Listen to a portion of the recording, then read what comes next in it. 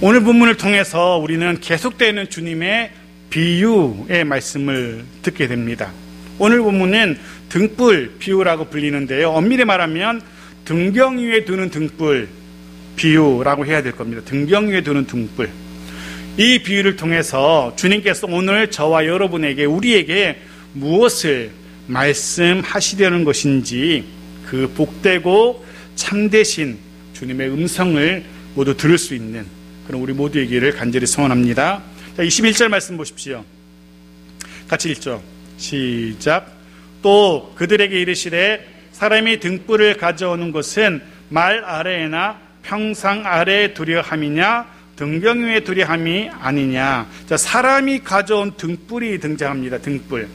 먼저 확인해야 할 것은 이 등불이 무엇을 비유로 하시는 것인지, 즉 무엇을 가리키는 것인지, 등불이 의미하는 것이 무엇인지 파악해야 되겠죠. 당시 유대인들에게 등불은 여러 가지로 해석이 되곤 했습니다. 예를 들면 첫 번째, 사무엘하 22장 29절 말씀인데 보십시오. 같이 읽죠. 시작. 여호와여 주는 나의 등불이시니 여호와께서 나의 어둠을 밝히시리이다. 네, 여기서 등불은 여호와 하나님, 특별히 어둠을 밝히시는 하나님을 의미하고 있죠.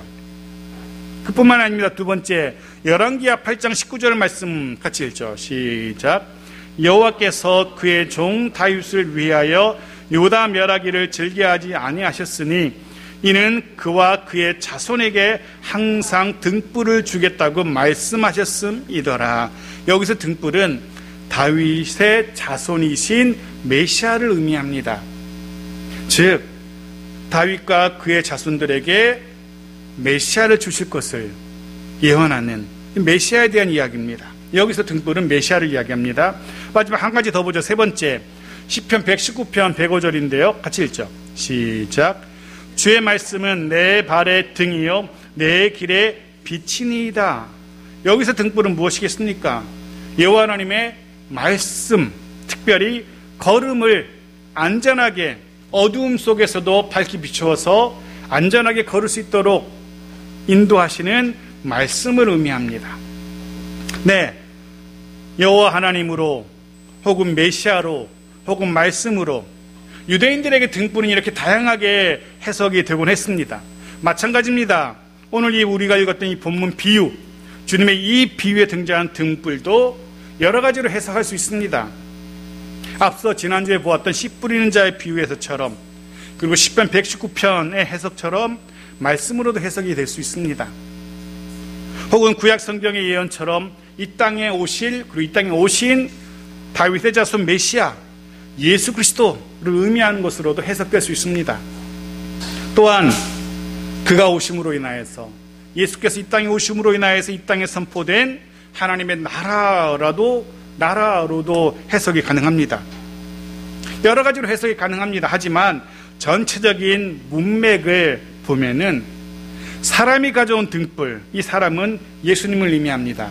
즉 주께서 이 땅에 오심으로 인해서 선포된 하나님의 나라로 해석하는 것이 가장 적절할 겁니다.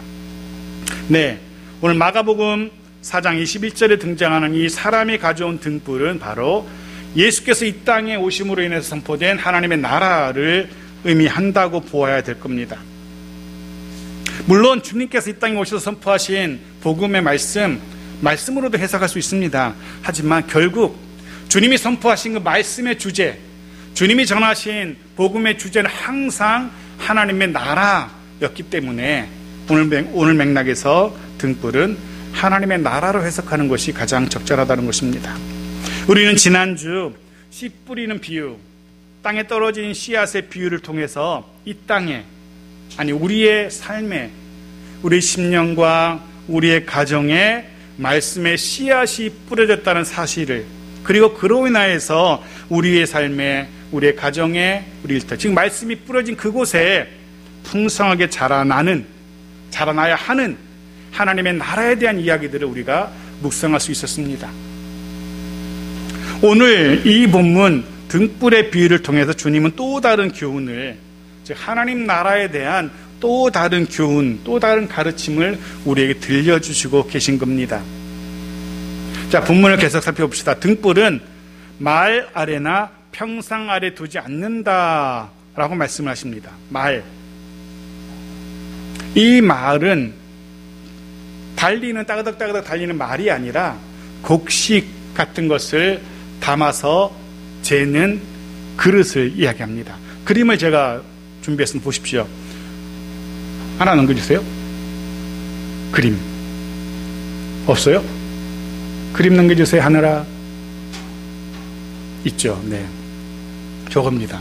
다양한 말들의 그림이 준비되어 있습니다. 저게 말입니다. 그리고 평상은 잘 아실 겁니다. 뭐 시골 마당에 가면은 넓게 펴져 있는, 거기 낮잠을 자기도 하고 쉬기도 하는 넓다란 상을 말합니다. 유대인들에게 이 평상은 침상, 침대로 이용됩니다. 그래서 침대를 이해하시면 될 겁니다. 자, 이렇게 아무도 등불을 켜서는 그 위에 말을 덮어두지 않는다, 그릇을 덮어두지 않는다라고 합니다. 아무도 등불을 켜서 침대 아래 두지 않습니다. 왜냐하면 등불의 기능을 할 수 없기 때문에 그렇습니다. 정상적인 생각이 있는 사람이라면 등불을 켜서 어디에 둔다고요? 등경 위에 둔답니다. 등경. 오늘날 시대에는 등경이라는 말이 굉장히 생소하고 낯선데요. 등경은 이렇게 생겼습니다. 보십시오. 저렇게 생겼어요. 옛날 사극에 주로 등장하죠. 등경. 등대라고도 하고 뭐 그렇게 하는데 등경. 저곳에다가 등불을 두어야만 등불이 제 역할을, 제 기능을 할 수 있습니다. 아무도 말 안에나 침상 아래에 등불을 가려두지 않습니다. 자, 이제 이 등불의 기능, 존재 목적, 존재 이유를 먼저 살펴봐야 됩니다. 등불. 왜 등불이 필요합니까? 첫 번째, 가장 원초적인 근원적인 등불의 필요 이유는 빛을 발하는 겁니다. 빛을 내기 위해서 등불이 필요한 거죠. 물론 그 빛을 통해서 어둠을 밝히기도 하고 그 빛을 통해서 물건을 찾기도 하고 하죠. 하지만 그러기 위해서 가장 먼저 우선되어야 되는 것은 등불은 빛을 발해야 된다는 겁니다. 환하게 빛나야 된다는 겁니다. 그래야만 등불의 역할을 할 수 있습니다. 등불이 빛이 나서 사람들이 어디에 등불이 있는지 볼 수 있어야만 등불의 기능을 하게 되는 거죠. 존재 목적을 이루게 되는 거죠. 네, 1차적인 존재 목적, 이것은 빛을 발하는 것입니다. 칠흑처럼 어두운 바다를 비추는 등대의 불빛을 생각해 보시면 쉬울 겁니다. 이 등대의 1차적인 이유는, 존재 목적은 빛을 발하는 겁니다. 반짝이는 겁니다. 그 반짝이는 빛을 보고 어두운 바다를 항해하는 배들이 그 어두운 바다에서도 길을 잃지 않기 위해서 빛을 발하는 것, 그게 등대의 목적, 등불의 목적이죠. 그 빛을 보고 어두운 바다에서도 방향을 잃지 않기 위해서 필요한 것이 등불인 겁니다. 등대인 겁니다. 빛을 발하는 것 해서 모두가 그 빛을 볼 수 있게 되는 것. 그렇게 하기 위해서는 말 아래 두어서는 안 되고 평상 아래 두어서는 안 되는 겁니다. 반드시 등경 위에 있어야 하는 겁니다. 하나님의 나라도 마찬가지라는 겁니다.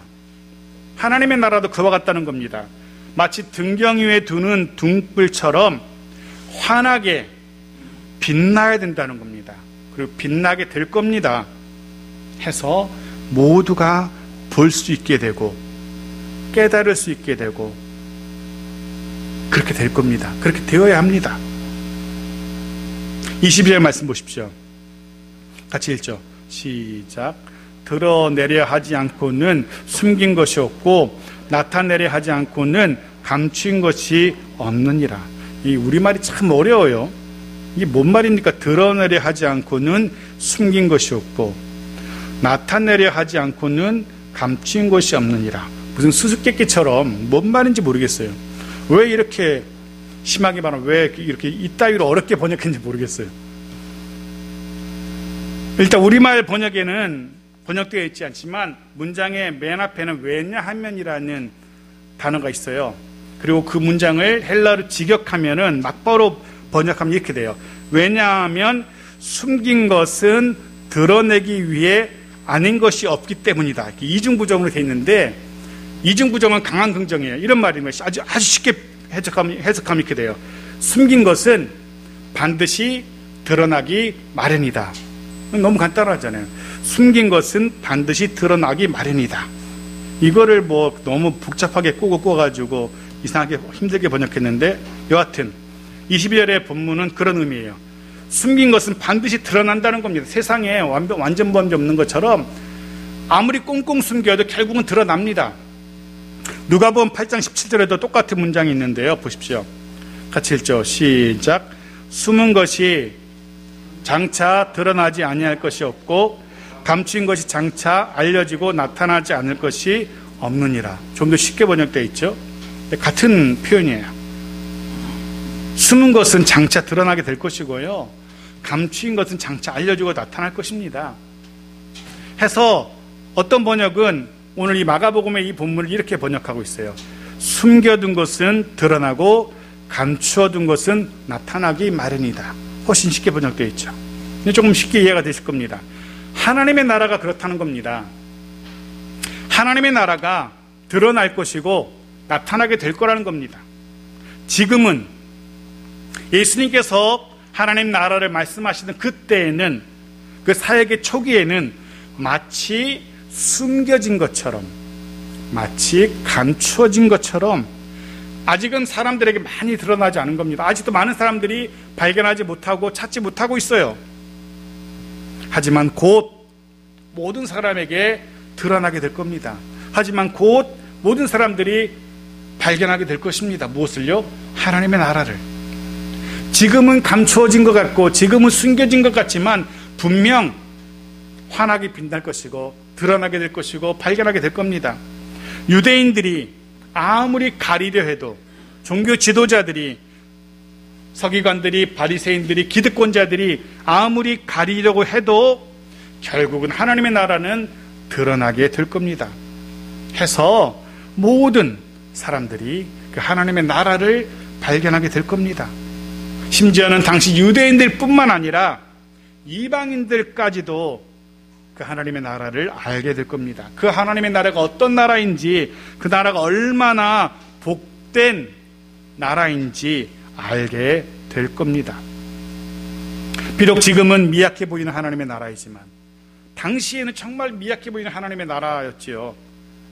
하지만 곧 모두가 볼 수 있도록, 모두가 발견할 수 있도록 크고 환하게 빛나게 될 겁니다. 주님의 이 말씀은 실제로 역사 가운데 성취되어 가고 있습니다. 생각해 보십시오. 고작 예수님의 12제자 12명으로 시작했던 하나님의 나라 공동체였습니다. 그런데 올해 2월 8일 날 미국의 한 연구소에서 발표를 했는데요, 그 당시 2월 8일에 온 지구상의 인구는 약 79억 명이라고 합니다. 79억. 그 중에 천주교 포함한 기독교인의 비율이, 기독교 인구가 25억 5,900만이라고 발표했습니다. 25억 5,900만. 전 세계 인구의 거의 3분의 1에 해당합니다. 12명으로 시작한 하나님의 나라 공동체였어요. 그런데 그렇게 많은 29억, 25억. 게다가 지금도 하나님의 나라 공동체는 계속해서 성장해 가고 있습니다. 더 커져가고 있습니다. 더 분명해져 가고 있고요. 분명 더 많은 이들이, 더 많은 나라와 족속들이 하나님의 나라를 보게 될 것이고 알게 될 것이고 그 나라 백성이 될 겁니다. 주님은 지금 그런 이야기를 우리에게 들려주고 계시는 겁니다. 또 한 가지 깨닫게 되는 것이 있습니다. 등불의 비유를 묵상하면서 우리가 반드시 깨달아야 될 것들, 어쩌면 마가복음이 기록되던 당시에는 사람이, 등불을 가져온 사람, 주님께서 등불을 가져왔죠. 주님께서 그 등불을 사람들에게 비추셨죠. 주님께서 사람들에게 하나님의 나라를 보여주셨죠. 그런데 지금은 아닙니다. 마태복음 5장 14절은 이렇게 기록하고 있죠. 보십시오. 같이 읽죠. 마태복음 5장 14절 같이 읽죠. 시작. 너희는 세상의 빛이라 산 위에 있는 동네가 숨겨지지 못할 것이요 너희는 세상의 빛이라. 무슨 말씀입니까? 바로 저와 여러분이, 우리가 이 땅의 사람들에게 빛을 비추어야 된다는, 저와 여러분이 빛이라는 겁니다. 저와 여러분이 이 시대, 이 땅의 사람들에게 하나님의 나라를 보여줄 책임이 있다는 겁니다. 저와 여러분을 통하여서 하나님의 나라가 드러나길 원하시는 주님의 음성 말씀인 겁니다. 저와 여러분이 우리의 가족들에게, 이웃들에게, 친구들에게 하나님의 나라를 드러내 보여줘야 되는 빛이라고 주님은 저와 여러분에게 말씀하고 계십니다. 해서 사도 바울은 스스로 이렇게 고백하기도 합니다. 사도행전 13장 47절 말씀 보십시오. 같이 읽죠. 시작. 주께서 이같이 우리에게 명하시되 내가 너를 이방의 빛으로 삼아 너로 땅 끝까지 구원하게 하리라 하셨느니라 하니. 아멘. 내가 너를 이방의 빛으로 삼아 라고 주님께서 자신과 바나바를 이방의 빛으로 삼으셨다라고 바울이 지금 그렇게 자기 고백하고 있습니다. 바울과 바나바를 이방의 빛으로 부르신 주님께서 이제는 저와 여러분을 이 시대, 이 땅의 빛, 이방의 빛으로 부르셨다는 사실 잊지 마십시오. 저와 여러분을 빛으로 부르신 주님이십니다.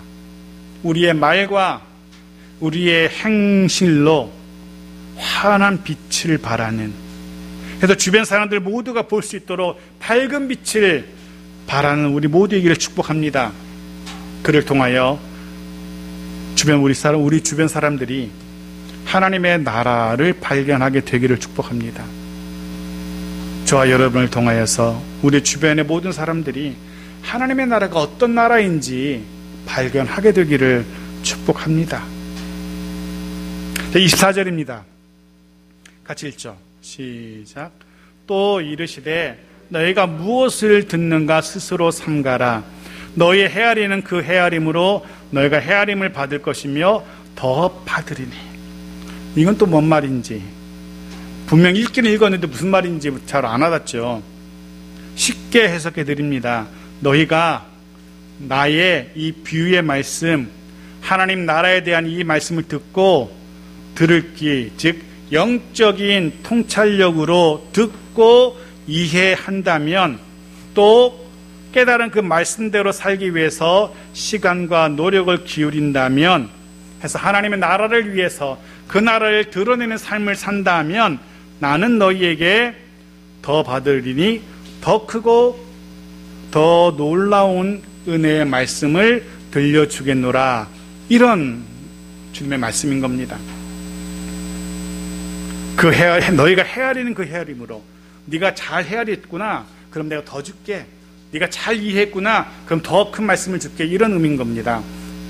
주님의 말씀을 들을 때마다 영의 귀로 듣고 깨닫는 우리 모두여야 합니다. 그러면 주님께서 또 다른 은혜, 더 크고 놀라운 은혜의 말씀을 부어주신다는 그런 약속인 겁니다. 기억하십시오. 주님은 더 들려주고 싶고 더 큰 은혜를 주고 싶고 그런 마음을 가지신 주님이신 겁니다. 주시고 또 주시고 싶은 아버지의 마음, 그 마음으로 약속을 하고 계신 겁니다. 더 큰 은혜 부어주마. 말씀 듣고 그 말씀 깨닫고 그 말씀대로 살려고 한다면 내가 더 큰 은혜를 부어줄게 라는 주님의 약속인 겁니다. 사랑하는 성도 여러분, 지금 여러분이 누리고 계시는, 지금 깨달은 그 은혜에 만족하지 마십시오. 때로는 그런 사람들이 있습니다. 나 같은 것이 이런 주제에 무슨 은혜를 더 바라겠는가, 이 정도 은혜 받고 살아가는 것도 감지덕지지. 아닙니다. 주님은 더 크고 놀라운 은혜를 분명하게 우리에게 약속하고 계십니다. 시편 81편 10절 말씀 보십시오. 같이 읽죠. 시작. 나는 너를 애굽 땅에서 인도하여낸 여호와 내 하나님이니 내 입을 크게 열라 내가 채우리라 하였으나. 한 곳 더 보겠습니다. 말라기 3장 10절 후반절만 같이 읽죠. 시작. 내가 하늘 문을 열고 너에게 복을 쌓을 곳이 없도록 붙지 아니하나 보라. 아멘. 그렇습니다. 우리 하나님은 더 크고 더 놀라운, 우리가 상상도 할 수 없었던 은혜를 부어주시려는, 채워주시려는 하나님이십니다.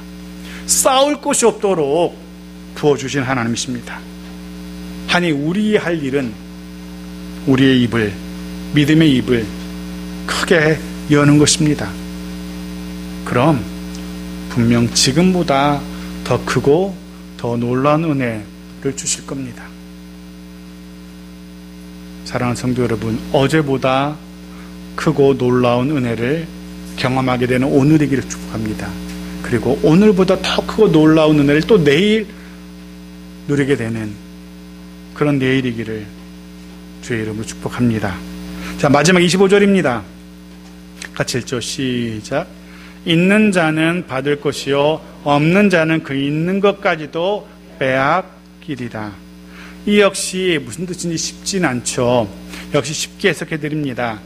말씀을 듣고 깨달아서 마음속에 간직하면, 그리고 그 말씀대로 살려고 애쓴다면 더 부어주실 것이다, 더 줄 것이다. 저건 24절과 같은 맥락의 말씀이죠. 하지만 반대로 없는 자는, 없는 자 누구일까요?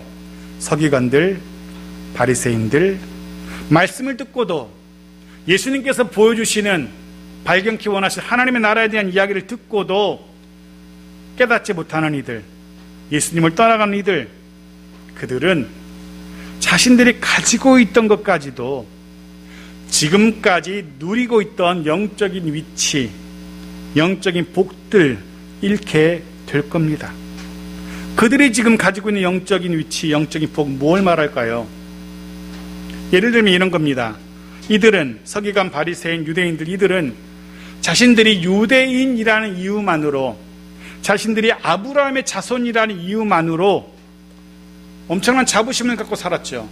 자기들은 선민이라고, 택함받은 백성이라고, 하나님의 백성이라는 선민의식으로 똘똘 뭉쳐 있었던 이들입니다. 그런 자부심이 있던 이들입니다.